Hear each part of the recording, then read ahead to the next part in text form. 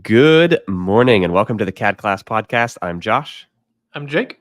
And each week we come on to YouTube Live to talk about Fusion 360, answer your questions, say hello, interact with the audience, show off cool projects, and all those great things. So really, really nice to have you all. Good morning, Aaron. You are first.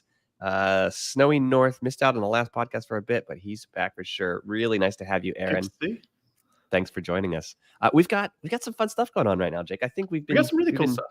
Teasing stuff for a little bit now, but you probably have about a half a voice right now. Why do you have half a voice? I do. I have been filming damn near every single day and doing voiceovers and all kinds of just loud production stuff for coming up a month now. We're planning on putting out a 3D printing course that is fully designed for people that are just brand new to the hobby and people that are just coming into either they think they want to get into it, but they really don't know where to start. They see so many different printers, different degrees of they can do it all for you, and they don't really know where to start. And so our course is as overarching as possible. It's kind of designed around the Ender 3, one of our favorite printers to work with, a little bit of assembly, but we're kind of focusing in the area that everyone has different printers, and we want to, well, when you strip down any 3D printer and you take off all the bells and whistles, they're all pretty similar, and they all have very similar shortcomings and positives and negatives that kind of flow between them, regardless of if you get a super, super expensive 3D printer or the cheapest one you can find. There's still things that you'll have to run through, like a clogged nozzle, changing a PTFE, messing around with a 3D printing slicer. Troubleshooting. Working backwards through maintenance. Yeah. What do all these different parts mean? Yep. What the hell is a 0.4 nozzle, and why is it important?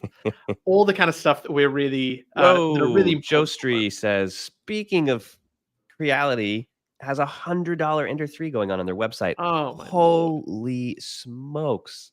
How can you... That's insane. Good. Wait. They had so we also just got we're going to start testing out the Ender 3 V3 SE, which has gotten really nice reviews, and we're excited about it.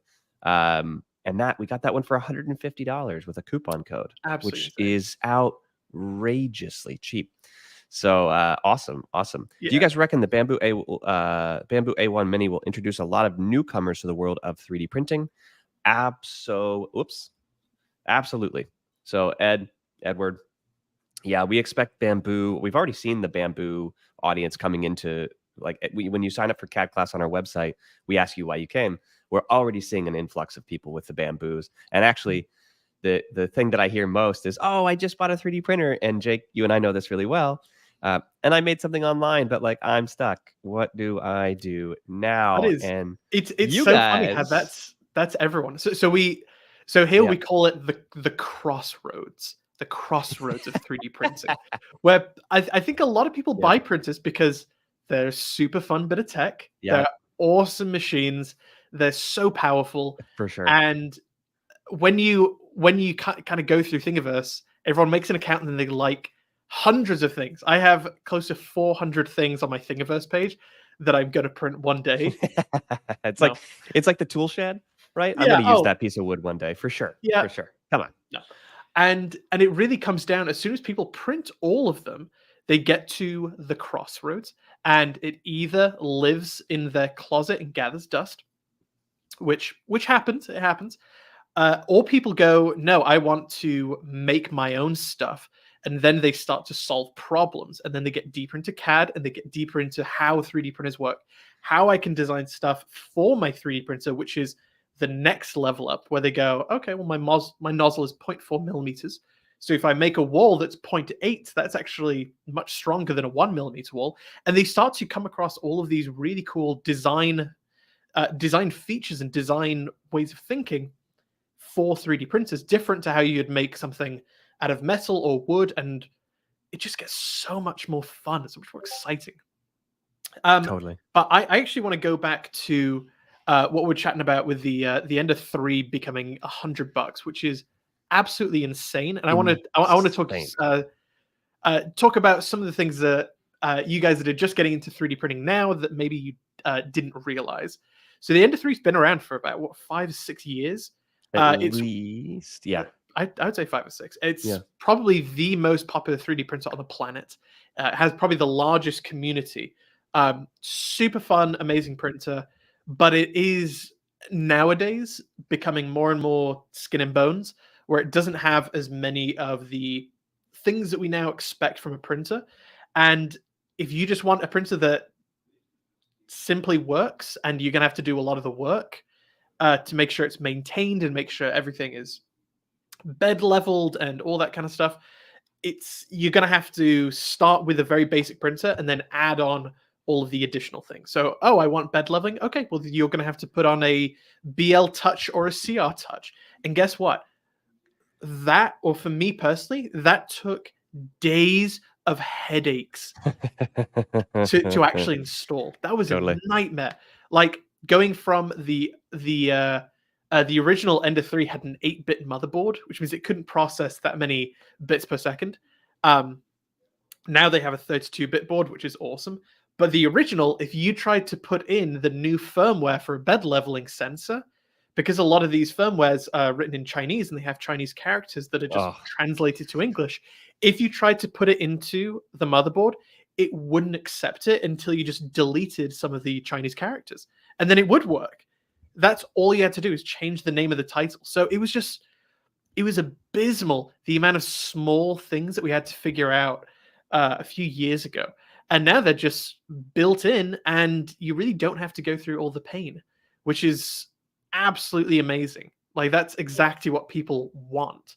And so I think seeing all of these new printers coming out that are not only cheap, but are actually cheaper than the cheapest printer with all of the accessories, which is wild. It's amazing.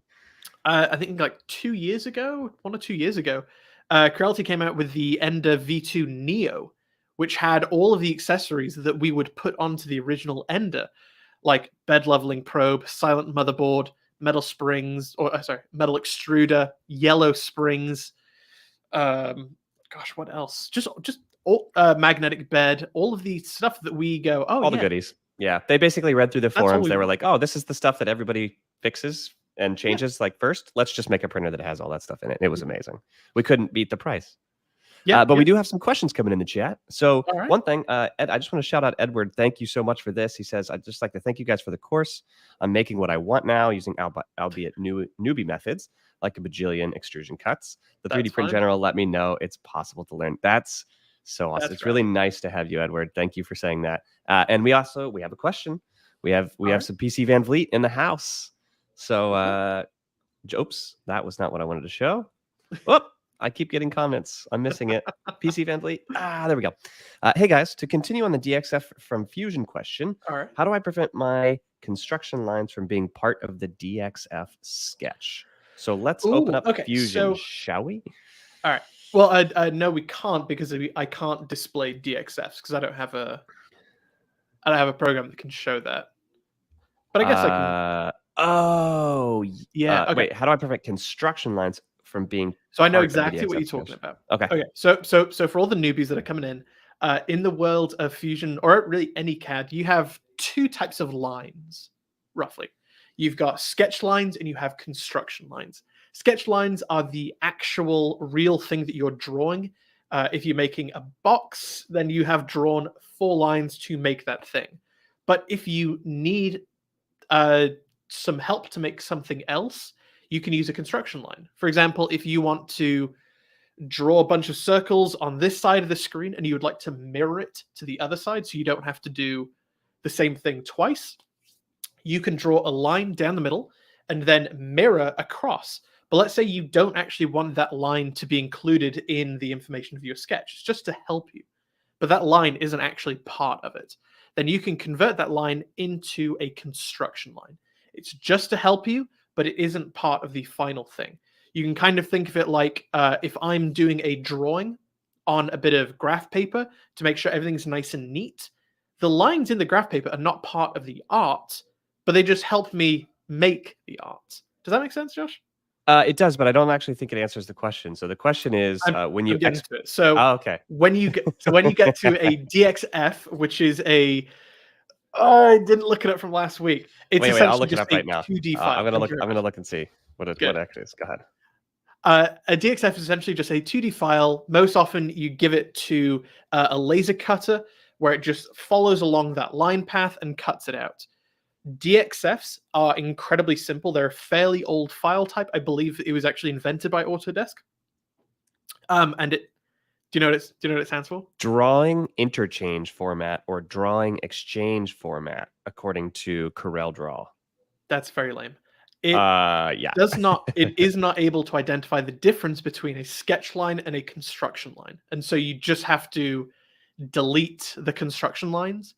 If you have any dimensions to it and and you now are undefined, you can just Control Alt and then lock it in place with the unfix constraint tool. Pull it up. That's fine. Let's see some basic examples. I think it's hard to follow.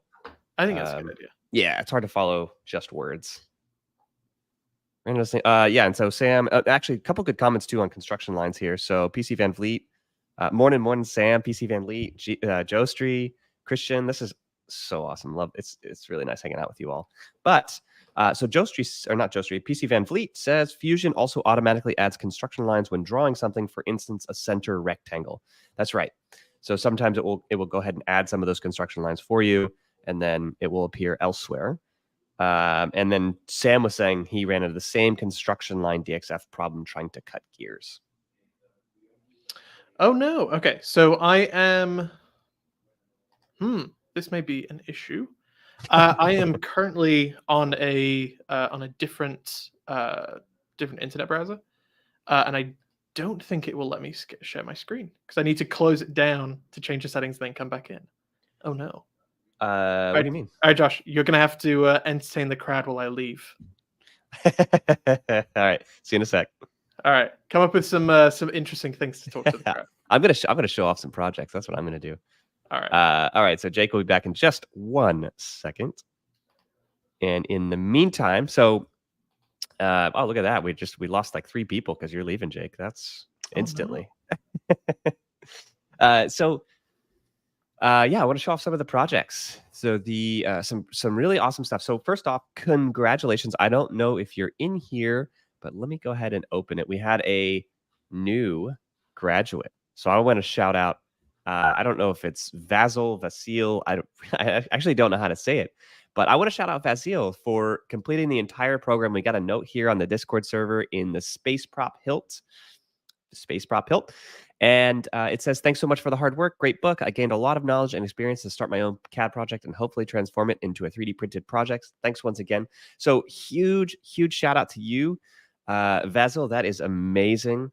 You put in probably between 60 and 90 hours of work at least. And if you work through the challenges, sometimes this is over 100. So what we tell people is this is equivalent to about a 3 credit hour college course. And it is substantial to complete a 3 credit hour college course on your own. So huge shout out for that.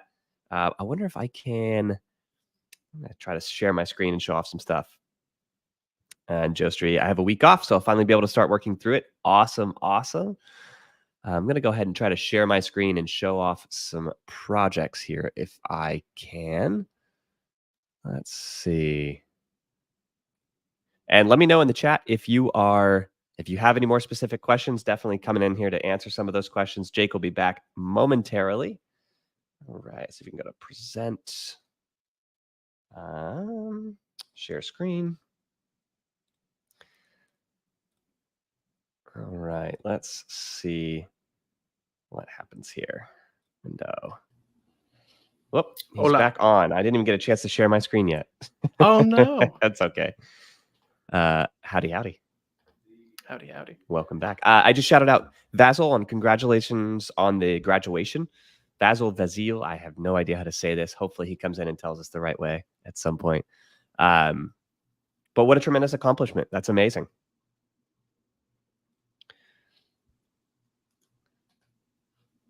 You stuck again? I'm totally stuck.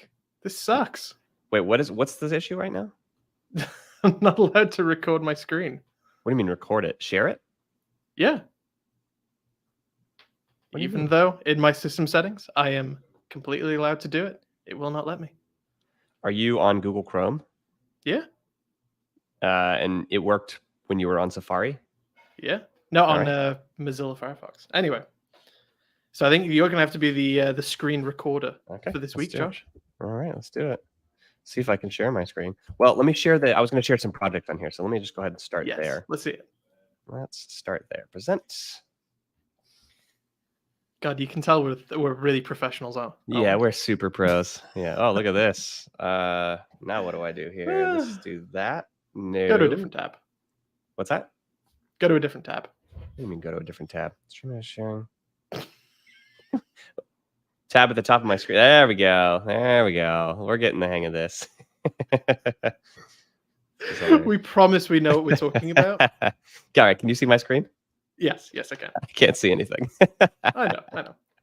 You know how that goes. This is me every week. Yeah, so some shout outs. So let's get down here. This is kind of neat. So Babsky, So really we can only interesting- see your the DXF screen, Josh. We can't see your the Discord. Oh, you can't see the Discord? No. Oh, look at me. This is fascinating.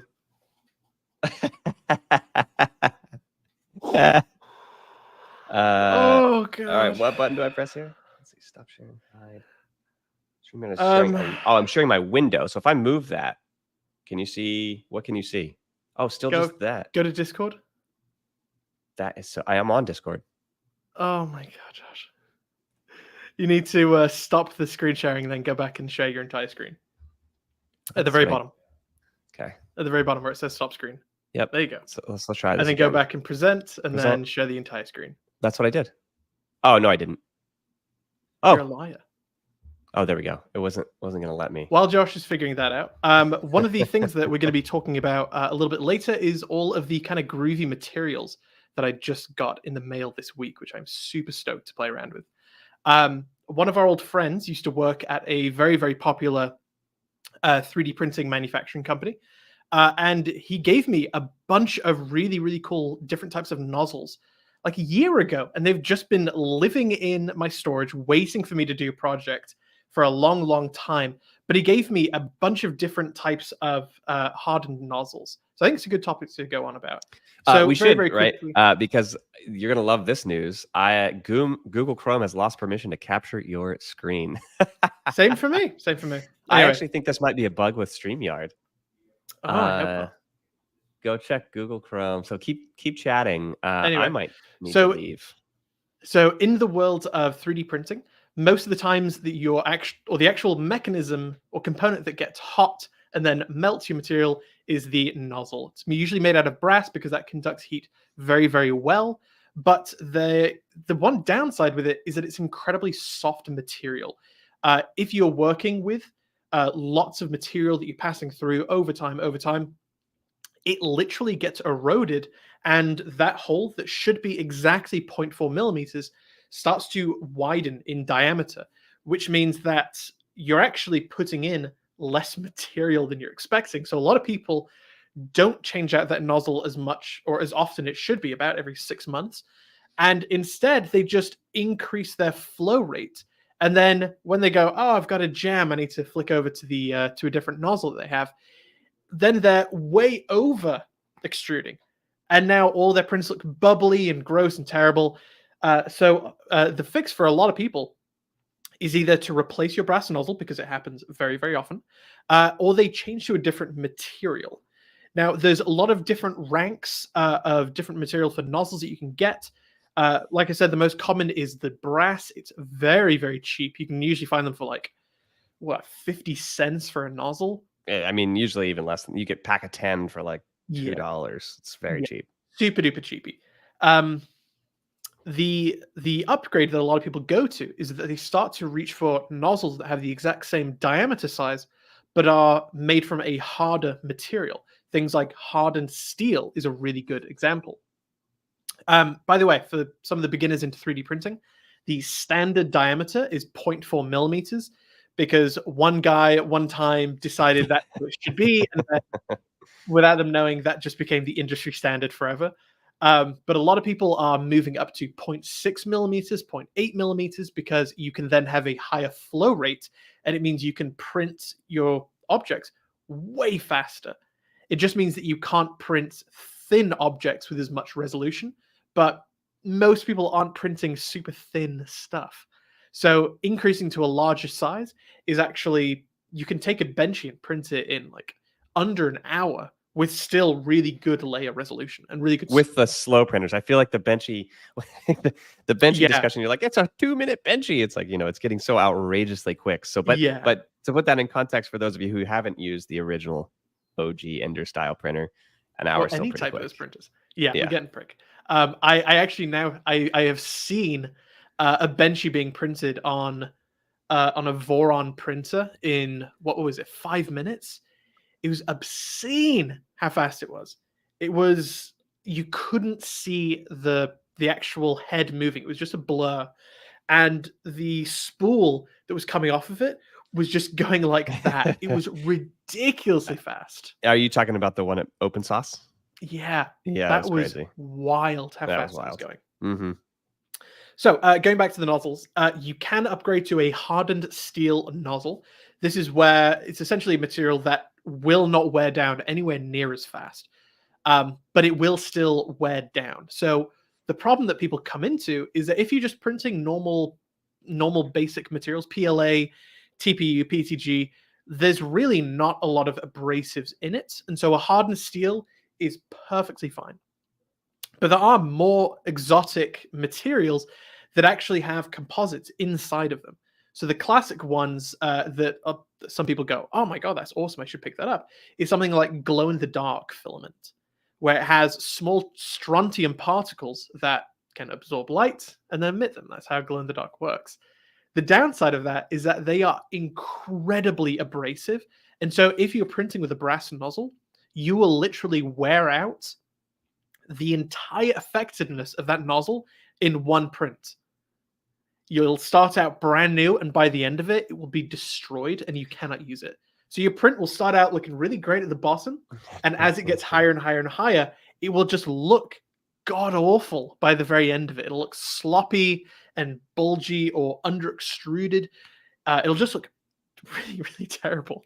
And so even those will erode some of the hardened steel nozzles, unfortunately, because not only is it widening its diameter, but it's also shortening the bottom of it. All these nozzles, they kind of come down to a taper, and it will start to wear off the bottom. So if you have something like a bed leveling probe or a CR Touch, that distance is now significantly increased. So it's like you lowered your bed a good amount. So even though you got a perfect layer height at the very, very beginning, your prints will now more likely fall off the build plate because there is actually a larger distance between the underside of the nozzle and the top side of the bed. Totally. Massive. I used to have problems trying to print carbon fiber. Same deal, right? It has this super abrasive feel. And I remember we had a client that asked us a while back to print some pieces in carbon fiber, and I just could not get it to work with the brass nozzle. By like halfway through the print, the nozzle was completely chewed up. Yeah. So when I was in university, I was a part of quite a few rocketry societies, and they work with carbon fiber all the time. It's super, super lightweight. And what I didn't know coming into it is that if you try to cut carbon fiber with like a hacksaw or something, it simply doesn't work because the fibers are so strong, they will literally eat away at the blade, at the serrations on the blade. So you have to have special cutters that on purpose will wear away. Like a cutoff wheel. That will kind of work because it's a consumable. It's literally meant to start out this big and then whittle its way down. But if you have a hacksaw, it will literally rub off all of the teeth until you just have a straight flat bit of metal. Similar thing for 3D printing. All these little fibers will literally eat away at your nozzle until it's disappeared, which is just crazy. Absolutely crazy. It really is. I mean, brass isn't all that hard. So the brass nozzles, it makes sense to me that it would wear it away over some time. Brass is such a soft metal. Yeah. Also, but hardened steel is crazier. Can we talk about like how much of a scam carbon fiber filament is? Sure. Okay. Yeah. I know a lot of people that are coming into the world of 3D printing are like, oh, it's the strongest material. It's what they make F1 cars out of, and it's what they make rockets out of. Yes, that is absolutely true. Unfortunately, carbon fiber filament isn't actually that strong. It's kind of strong. It's stronger than normal PLA by about that much, because all of the carbon fiber fibers are in line with the filament. And Yeah. so when you're printing layer on layer on layer, the fusion between these two layers of plastic is where the strength comes in, not the actual line itself. Yeah. And usually those two areas, the surface area that's touching itself, is not carbon fiber weaving into carbon fiber and all this lovely, grippling together, which is where carbon fiber gets its strength with a weave. It's just plastic on plastic. It's the same strength as normal PLA. That's how it goes. I'm actually, PC Van Fleet. I'm thinking you're onto something here. Jake rants. Yeah. Jake Yeah. facts. I think we just start breaking this down into segments. We're gonna do some intro music to each segment, like Okay. Jake rants. Jake's gonna be pissed off for 5 minutes. But he doesn't sing, and neither do I. This is terrible. We did get Okay. SI Makes Stuff. Seriously. Had a question. You wanna say what you were gonna say beforehand, or we wanna let's see. I didn't read it yet. For the I think you have the wrong export, comment signed up. SI Makes Stuff.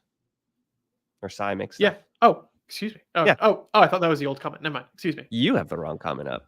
You're on another planet. Sorry, I'm in the wrong place. Go on, get going. Show us your knurls. Show us your knurls. Boy, that sounds like unnecessarily dirty. I don't know why. Yeah. But that's the point. For the DXF export, without construction lines, the hack is to extrude the profile you need, then take a new sketch containing the elements you require off the face of the extrusion. Ah, very clever. Very clever. Yep, that's definitely one of the ways to do it, using the project tool. Yeah, that's pretty good. Not bad. SciMake stuff. Yeah. So if we've got a show us your knurls section and we've got a Jake rant section. Yeah. What other sections should we include? That's what I got to know. So let us know in the comment section. Give us a hashtag. What sections do we need to include that are just ridiculous? All right. So Jake rants is one. I like that, actually. Yeah. Go ahead. Yeah. All right. I want to continue back. Anyway, so carbon fiber, it's a little bit stronger, but it's not magic. If you want a truly strong print, you have to change materials. Something like a nylon is an amazingly strong material. That's what they make zip ties out of. The downside is that it is incredibly hygroscopic.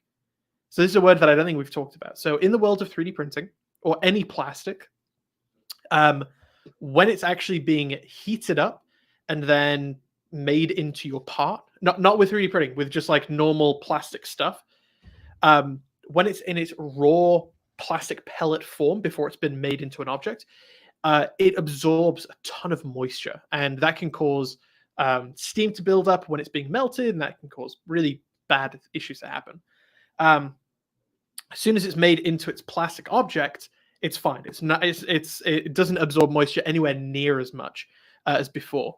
Weirdly enough, with 3D printing filament, you usually see people storing it in gallon plastic bags with some desiccant in it. Those little silica packets that tell you not to eat, because those absorb the moisture. That's great. But with PLA, it's actually not that hygroscopic. Meaning absorbing moisture from the air. But nylon really does. There are some extreme, amazingly strong 3D printing filaments. That actually requires the filament to be in a heating chamber the entire time that you're printing. If it is exposed to the air for even a minute, the entire spool is ruined. It's absorbed so much moisture from the air that when it goes into the hot end to be melted, all those little molecules of water from the atmosphere turn to steam and they pop. That's why when you're printing with some terribly stored filament, you'll get this little popping, cracking sounds. And then your filament or your printing surface looks kind of foamy. That's what it is. That's the steam escaping.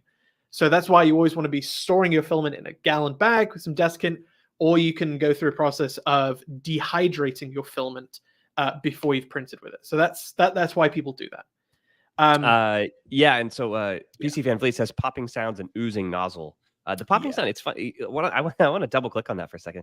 The pop, one of the things I really like about 3D printing as an introduction to CNC manufacturing, things like that, is how much attention it takes to get it right. And so this thing that PC Van Vliet's talking about, popping sounds and oozing nozzle, like you would never notice that if you didn't teach yourself to pay attention to the nuance of this kind of, which turns out is what happens in all manufacturing, is you're having to pay attention to sound, sights, looks, feel, like smells. Oh man. So yeah, I can remember running across the shop floor, especially with the planer, people eating into the planer when they're trying to make some. God. Oh man. But I mean, I think that's like kind of underappreciated, just how much attention goes into getting this stuff right. So absolutely, PC Van Vliet, popping sounds. Those popping sounds are, once you hear them, you can't unhear them. I can hear them now from like quite far away. Terrible stuff. Welcome, Marion.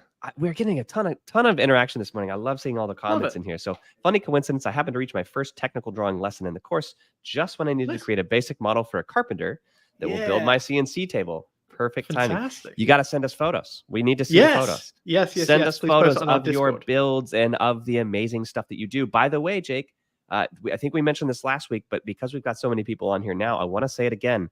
We are going to include your photos in the blank pages of the next version of this book. What you make and where you jump off and all the cool stuff you do. We want probably 12 to 14 pages of photos. So show us what you're doing, and you may be in the next version of this book. So definitely send them out on Discord. We've told it. I think we've said this a bunch of times. I'm going to say it every week. I'm going to say it every week. It is one of the most fantastic things that Josh and I have experienced as teachers of making stuff is going through our projects. And this is not just CAD. This is when we were teaching welding, metalworking, laser cutting, 3D printing, all different fields of making. Is when you teach your students, hey, here's how you use the table saw. We're going to be making a little jewelry box or a little, whatever, a little very simple project just used to show off how you use this tool. That's fine and dandy. That's rad. And then most of the time, I would say 90% of the time, you don't hear from that student ever again. And some of them come back and they go, look what I made. Look, I made this. And it's obviously not an amazing thing, but the fact that like you taught them something and then they've made something completely outside of the class with their own creativity is certainly peak satisfaction for me. And when we're bringing this into the world of CAD and the world of 3D printing, like the projects that we design, we hope you think are cool. We think they're cool. But then when people use the skills from that and they make their own stuff and then they show it off and they go, look what I made. We are so stoked to see that. We're stoked that you're stoked. And we want to show that off as much as possible. So now that we've got a growing community of people who also want to show off their stuff, we want to get people excited with that as well. So definitely, if you want to be included in addition to the book, if you have a project that you really think people want to see to kind of get them kind of hyped up and stoked for doing CAD and 3D printing, then definitely post it on the Discord. If you specifically want to be in the book, obviously we'll reach out to everyone for your permission to put it in our book. But if you want it to go in there, then you can just say, yep, put it in the book, please. And then we'll sort through those and pick our favorites. Yeah, and I mean, I would just love to see walls like pages full of awesome projects, and so I'm hoping to share just all possible projects. And if you want your name included in the acknowledgments, we're happy to do that as well. Yeah. So for version 2 of the book, keep it anonymous, that's cool as well. Anonymous is fine. Name is fine. First name, last name, both, whatever you want. But we'd love to acknowledge some of the work that you guys are putting into this. Yeah. I had an idea for a project as well. So we've got a couple of questions. I'll answer those here in just a second. But I was at Sac City College where I teach, and one of the teaching assistants had made a full wooden structure with brackets and everything in Fusion 360 that he was going to actually make in real life. And I realized, Jake, that despite the fact that we're woodworkers, the only woodworking we really show in the course is like we do the skateboard, the drumstick, but it's like pretty small, pretty simple objects. Mhm. I think there's room to make like an assembly of some sort where like we were talking about with Onshape, we pull in brackets, we pull in, Uh-huh. just the various components that go together, and we show you how to put things together almost as its own thing. And I'll double click on that offline, but it was like, hey, that looks like fun. We should Alright. we should build some shelving or a unit, or like the shelving behind you would actually kind of be interesting. So Sounds anywho, alright. off topic. So hey gents, a little off topic, but how well does resin printing translate from this software? Should I take any considerations when designing stuff for resin? Two very separate questions. Absolutely. Okay, so for people Absolutely who to both.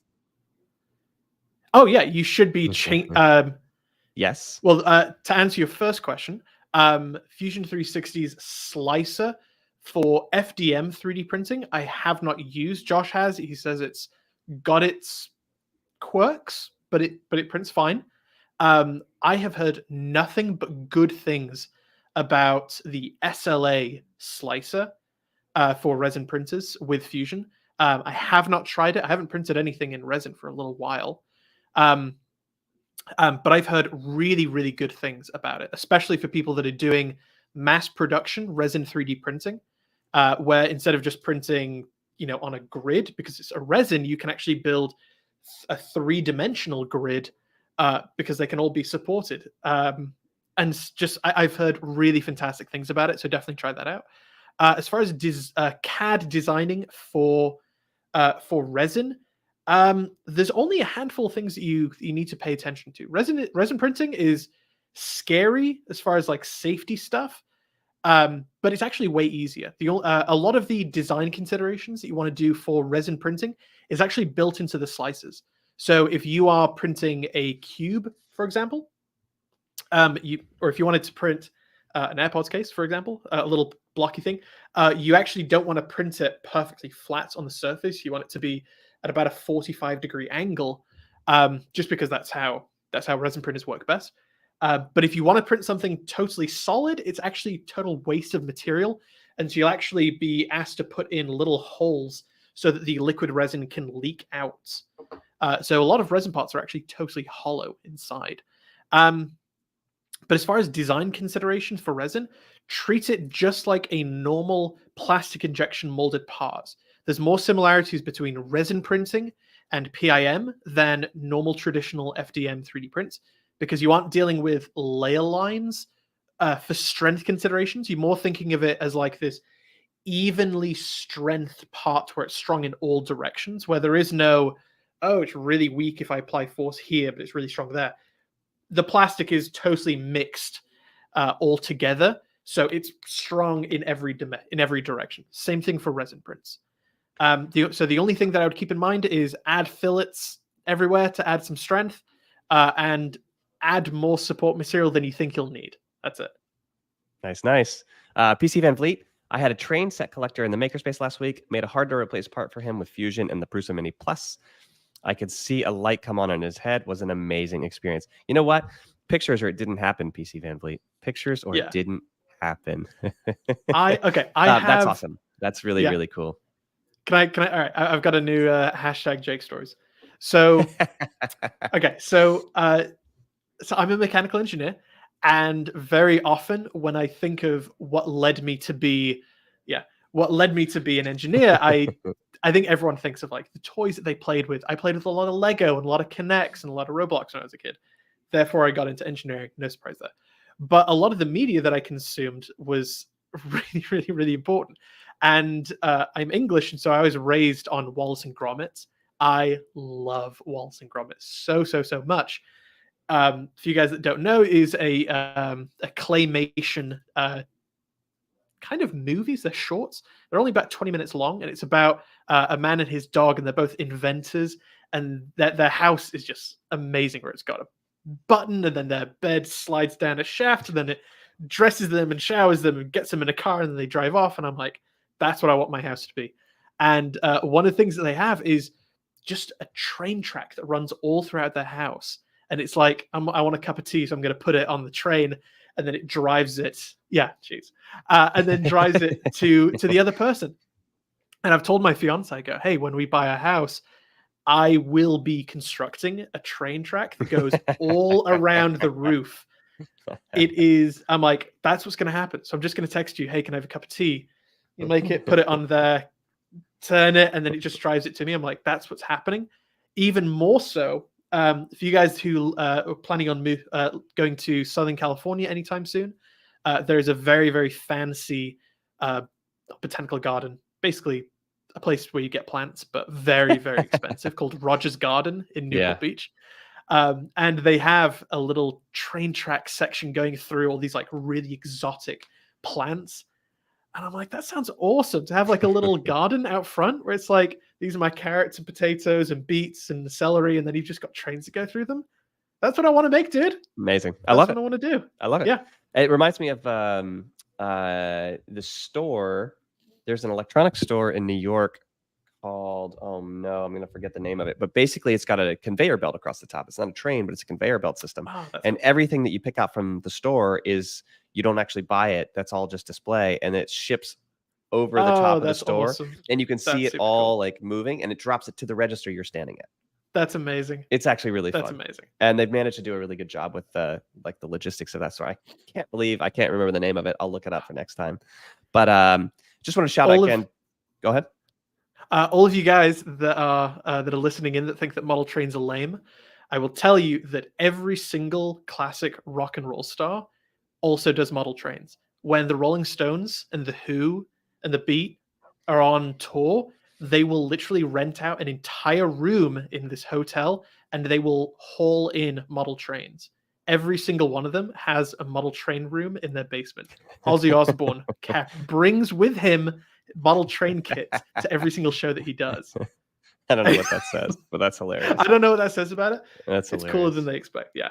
Anyway. So Joe Street says, I found so many different programs that treat their courses more like Haynes car repair manual, useful but not overwhelming. I wonder, I'm very familiar with the Haynes car repair manuals. I have no idea what that is. I was going to ask you if you know what a Haynes car repair manual is. That is hilarious. So back in the day when paper was more the medium of communication and people wrote books, I know every car on the market would have a corresponding repair manual called a Haynes repair manual. And so you just go to the store and whatever car it is that you have, you'd say, I'd like the Haynes repair manual for this car. And it went through how to change oil, fix electrical problems. I mean, it was like super, super in depth, right? And you would go to that Haynes repair manual and it was really good. And it would go and do those kinds of things. But a Haynes repair manual is only meant to be a reference guide. So when you have a problem, you go to the Haynes repair manual and you're like, hey, I have this strange clicking noise when I turn the ignition, and then you would have to try to sort out what it was. And so Haynes repair manuals have now, they probably still make them, but they are a dying art, probably because of YouTube and probably originally blogs and car information like that. But anyways, you guys definitely have found a good recipe for teaching Fusion for sure. That's really nice to hear. Making stuff in real life. Project-based learning is the best. Well, and I have these conversations too with educators, especially educators inside of institutions whose job is to try to teach people their software. It's almost like they get too bogged down with all of the details. They want to teach you high-level stuff, kind of like right out of the gate, and so they're philosophizing. They're trying to like do too many things at once, I think. Where we just kind of put the people who are blinders just brand new to these fields. Exactly. And so we just kind of put the blinders on and we said, what would it look like if we just did projects? Because the rest of this stuff is overwhelming. And then maybe working backwards, we try to help fill in the philosophy, the what are you doing and why are you doing it kind of thing. But yeah, it just jives with how we learn. I learn by doing. Jake learns by doing. I think most of us learn by doing, yet somehow when you work through stuff, most people aren't having you do things. So I know, like really, even when you're learning like different sciences, the lab is always the most fun. Like learning the theory is always good and dandy, but going to chemistry lab is most. Yeah, like you take a tea packet and you isolate caffeine. That was like the first organic chemistry experiment I did. It was super fun. Yeah, I know. Fun. So why don't we do that for everything? I don't know. Well, we're trying to do that for everything, aren't we, Jake? So we're gonna. So just so you all know, we are definitely making progress towards turning ourselves into the default CAD platform. So we are Fusion 360 for now, but Jake, we won't always be just Fusion 360. No, we are becoming CAD agnostic. CAD agnostic, and we very much want to be the first place that people go, the ecosystem, the community, the step-by-step guides when they think about learning a new technical skill like CAD or a new technical skill like 3D printing. And hopefully, I've got it on my brain, this is probably 2 years away, a technical skill like CNC manufacturing. But yeah, we're very much working on more CAD tutorials with more software that does different stuff. And if anybody in our audience has people that are excellent at SolidWorks and good communicators, or the same with what's the other software that we were thinking about doing? Oh my god. The Surface. As soon as you said open source, I'm like, that's all I can think of. Blender. Anyway, Blender, that's right. Blender. We're definitely looking for some people that know Blender and some people that know SolidWorks or would want to potentially put a course together for SolidWorks. So if you know people, let us know. Yeah, reach out to us. Onshape, SolidWorks. Yes, Joe Street. We are working on some Onshape stuff right now with a guy, and it should be super fun. And what else it's doing is it's allowing us to go back to the projects we built for the Fusion 360 course and improve those as well. So which is better projects, really more interesting structure. Yeah, we're learning as we go. So yeah, awesome. All right, so we got what might be a silly question. All right, that's fine. Oh, that's funny. And then I've got after this, Sam said something really funny I want to point out. So this may be a silly question, but I'm practicing the domino right now from your sheet. Okay. How do I make sure my engraved lines and dots are centered? So we unfortunately, Christian, for some reason, neither of us can share our screens right now. I think some kind of update killed our settings with StreamYard. So we will stream next week. And if you have that same question next week, we will show you what we do. But for now, Jake, do you want to take a stab at answering that? Absolutely. So centering something is really, really important if you're doing any kind of CAD work. And there's more than one way to skin a cat. There's lots of different ways to do this. For the which I love that phrase. It's so good. I have no idea where it comes from. It's so anyway, brutal. For making a domino, I think everyone knows what a rectangle. I feel like I'm in Pulp Fiction. Everyone knows what the rectangle looks like, and you can make that using multiple different types of rectangles. You can make a 2-point rectangle where you define one corner and then another, and then it makes a rectangle out of it. One of the other ones that you can do is a center rectangle where you set a central point and then pull away at an angle, and it gives you a center point and then draws a rectangle around that. Really, really handy. So if you want to make the entire rectangle's face using the center rectangle, and then the engraved line in the middle with another center rectangle, then you can just make those two centers totally coincident. And then they exist in the same place, and then it's already centered. That's great. If you wanted to do just a 2-point rectangle for both of them, then you would use the points tool to make a midpoint on one of the horizontal and one of the verticals, and then just make those two horizontals horizontally constrained with each other with the horizontal vertical constraint tool, and the same thing for the verticals. Did that make any sense whatsoever? It makes sense to me, but it's funny because the whole reason we created this course and we are shouting from the rooftop about how important it is to learn CAD is because of problems like this, where we are trying to describe a visual solution to a problem and struggling. It's well, it's possible, but it's Christian. I want you to experiment with 2-point rectangles, a couple of the points, the midpoint tool, and then the horizontal and vertical constraint. Perfect. That will get you along the way. You can definitely figure it out. Perfect. Yeah, and also we kind of say this every week, but if you get stuck on a challenge for too long, feel free to keep jamming through the program. This is not meant to be something that, well, I have to get this challenge right before I move on. Like, go ahead and keep jamming through the program and come back to that challenge when you've had that aha moment in a later lesson and you suddenly recognize how to do something you didn't know how to do earlier. So definitely no problem with that. This is not school, despite the fact that it says school. I think I need to change that. You know, I've been working on new titles. The Ultimate Online Fusion 360 CAD School, I think is what I said. So, you know, terrible. Maybe I chose that name wrong. Sam, this is awesome. So Sam says, Rebecca and the boys can't focus on homeschool because of the podcast. They are running in now too. You know, this is school. Let's be real. Yeah. This is hopefully you're getting a lot out of this. You're learning how to design things. You're learning to show off what you make. You're becoming part of a community, which, by the way, I think our community is only going to get stronger and better over time. And I would imagine you all are going to start collaborating on projects together. There's a lot of crosstalk between your skills. Inside of our community, I would say people have basically every machine you can imagine, or they have access to every machine that you can imagine. So hopefully by doing this, you're just becoming a part of this community that helps out. And we're so excited to see it grow. Yeah. Love seeing it. Did I miss any on-shape SolidWorks? I'm trying to see if I missed any comments here. I think you're all good. All right, I want to go back to talking about kind of weird filaments that people print with. Oh, this is very important. Keep going. Oh, goodness. No, keep going. So we talked about the carbon fiber PLA and how it's actually not that good. We talked a little bit about glow-in-the-dark filament that has strontium. There's also lots of other filaments that have abrasives in it. So we talked about going from a brass nozzle and graduating to a hardened steel nozzle. The other one that you can go into is something called a ruby tip nozzle. Ruby, obviously the gem, the red gem, incredibly hard material. Josh will know all about this, but it is chemically identical to a sapphire and an emerald as well.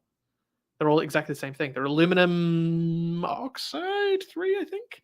Is that it? Is that the chemistry? I don't know. As far as I know, they're all the same thing. But they're incredibly hard materials. That's why you find them in really expensive watches as axles, because they do not wear out whatsoever, but they're very slippery. And so a lot of people will they'll buy nozzles that have got ruby inside them. So they're incredibly hard. So it doesn't matter how much abrasive you throw at it, it will be able to stand up, as far as I know, forever. You never need to replace them. They're about $30 or so each. But the amount of time that it takes to replace a nozzle, I think that probably pays for itself. It is a 3D printing nozzle, so it still can get jammed and clogs. But as far as being worn away, you never really need to do that. So really good material to play around with. I've also seen diamond 3D printing nozzles for $100. I don't know why you would ever need that, but that's pretty rad. That's pretty cool. I would love to chuck one of those on like one of those $100 printers from like AliExpress. Totally. Yeah, love those. But there's lots of other different types of abrasive material that I've just ordered that we can kind of talk about a little bit. The Diamondback company has mastered gem-based nozzles. They're definitely priced. They definitely are. But if you do lots of printing, they're probably worth it. They're probably really worth it. You just haven't done the math on how long your time is worth. Yeah. I don't know. I mean, probably not a you need to go through like 500 nozzles for the brass. Not the nozzles, the amount of time it takes to replace a nozzle, because you're not going to be replacing these as often. I can replace a nozzle if I'm really pushing it from like heating to changing to cooling, like 10 minutes. Yeah. That adds up. Yeah, PC Van Fleet says you never replace them, I believe. I think you're right. Yeah. That's about right. So some of the other kind of weird abrasive materials, there's stuff called marble PLA, which looks super cool that I just got a kilogram of. And it's usually white PLA with black marble particles in it. So it means everything that you print looks like speckly stone. Really, really cool. So I'm going to be printing some kind of cool stuff. We teased one of the things that I'm planning on printing on Twitter. But ever since I was a kid and this was the parody, but that I saw Wayne's World, and I think it's Wayne's World 2, where they have a bust of like Shakespeare or something, and they knock the head back, and there's like a really big red button, comically sized button, and they smack that and something happens. I'm like, I want that. I want to make that so badly. Apparently that comes from like the Adam West Batman, where they have like a bust, they knock it back, and like a shelf opens up or something, a drawer opens, anything like that. But I really want to make that, so that's probably going to be a project I'm making pretty soon.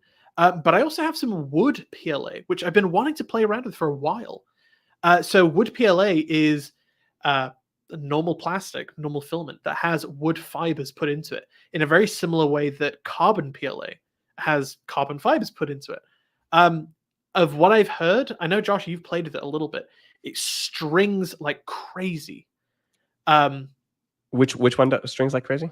The wood PLA. Oh, it looks like garbage too. I don't know what I had in my head. I thought it would look like decent wood. I love wood. The problem I have with the wood PLA is that I really enjoy wood and wood grain and Yeah. like having a look at that structure, and none of that structure exists. It's kind of like MDF a little bit because it's which is the particles worst. of wood Doesn't even suspended count. in a resin or a plastic. You know? Yeah. So not a wood PLA fan. It's pretty abrasive for the nozzle. It's doesn't look all that great. I did so the thing that people always say with wood PLA is that, oh, it's real wood, which means that you can sand it and you can stain it. I'm like, well, you can sand plastic, but you can't really stain it. But I have a project in mind that doesn't have multiple islands where it would need to travel in between to cause stringing. So I look forward to seeing your attempt to sand it. That's what I look forward to. I'm picking a low poly model, so it has like facets, the flat edges. You can sand. Yeah, Yes. you can sand. So spoken like a real woodworker. I know. None of those complex curves like some of the router bits that you have to sand for a year. Yes. The one Roman of the things that I did want to do that I don't have access to anymore. So I've been a wood turner on a wood lathe for years and years and years. I do lots of really big wooden segmented bowls. If any of you guys are interested in that kind of woodworking, you need to check out Frank Howarth on YouTube. He is the god of wood turning. He is amazing. What an amazing videographer. But I've always wanted to wood turn a 3D printed wood object. I think that'd be a ton of fun just to see how it works. Because it technically has layer lines. It has grain lines, just like normal wood. So it is strong in one dimension other than, than another. There are certain things in woodworking where if you make it in one direction, it'll just snap super easily because the grains are going the wrong direction, So I think that'd be a ton of fun to do. So if any of you guys have access to a wood lathe, if any of you guys are wood turners, definitely even if you're not, it's one of those things. It's like kind of soothing, even if you're watching other people doing it. Yeah, it's one of those ASMR style. Yes, it's like satisfying to see the way the wood curls out of. Yeah. Anyway, so even if you don't, yeah. Yes. Well, that is about it. It has been a pleasure to hang out with you all. I think next week, let's see. So next week, Wednesday is the day before Thanksgiving. Is that right? Yes, it is. So that means next Wednesday, maybe before that, we should probably announce some Black Friday deals. I'm thinking. I definitely think so. So we are. We'll be posting it on the Discord, on our Twitter, all of our social medias. So definitely keep an eye out if you're interested in our course, Mastering Fusion 360, or any of our 3D printing stuff. We have the 3D printer assembly course. Really, I want to interrupt right here. So if you do decide to buy that course, we're going to drop a discount code in the Discord and probably via email and on this podcast next week as well. If you do decide to buy it, you're going to get the upgraded version of the course in late December as well. So if you buy that Ender 3, that's now there, it's linked in the Discord. If you buy that Ender 3 for $100, we're going to put our course on sale. When you buy that course, you're going to get the upgraded version of that course too, which Jake is going to be so freaking rad because we just built out an entire studio with new filming equipment to do it all. So it's going to be super rad. So if you do decide to buy that printer, you can now get the printer plus our class for the price of what that printer was at some point, and you'll get everything after that. But we'll announce some Black Friday deals. And in the meantime, this has been the CADclass Podcast. Again, I am Josh. I'm Jake. And thanks very much for having us. Have a good day. We'll see you guys next week. Cheers. Cheers.